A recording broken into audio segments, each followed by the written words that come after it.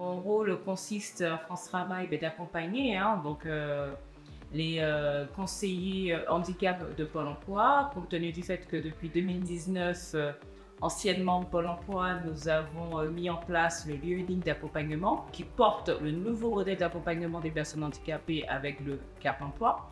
Ce qui fait qu'aujourd'hui, les agences France Travail sont le lieu unique d'accompagnement des personnes handicapées. Une fois qu'elles s'inscrivent à France Travail, elles ont la possibilité soit d'être accompagnées par un conseiller France Travail directement sur la problématique de recherche d'emploi parce que leur situation de handicap n'est pas un frein à leur retour à l'emploi, soit ils peuvent être accompagnés par un conseiller Cap emploi au sein de l'agence France Travail, compte tenu du fait que leur situation de handicap est un frein physique ou psychologique, et donc avec un fort besoin de rétablissement ou de compensation. Qui dit compensation dit bien sûr aménagement de poste de travail. Les notions de rétablissement et de compensation à France Travail, effectivement, qui font partie des éléments de diagnostic préliminaire à la définition du parcours de retour à l'emploi de la personne.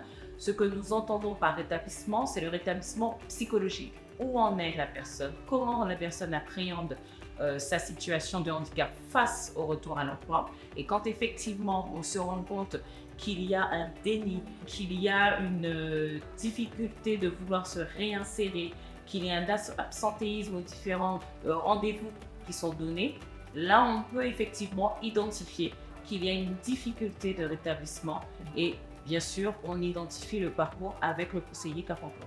Effectivement, à France Travail, nous accompagnons déjà des demandeurs d'emploi. Et effectivement, après, nous avons la prise en compte de la spécificité. Donc là, aujourd'hui, nous sommes sur la question du handicap.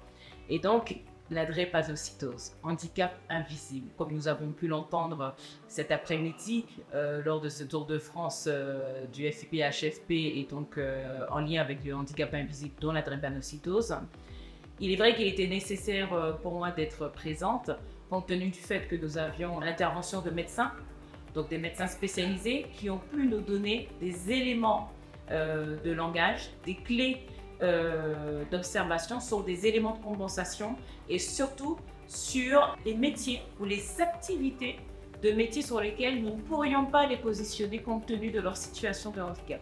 Et ça nous aidera encore plus à pouvoir mettre en place des ateliers de sensibilisation auprès de nos demandeurs d'emploi, justement pour les sensibiliser, non pas à informer sur leur situation de handicap, mais à informer de leur reconnaissance en qualité de travailleur handicapé et justement pour la prise en compte de cette situation sur leur aménagement de poste. Donc, comment parler de mon besoin d'aménagement et non pas de ma situation de handicap.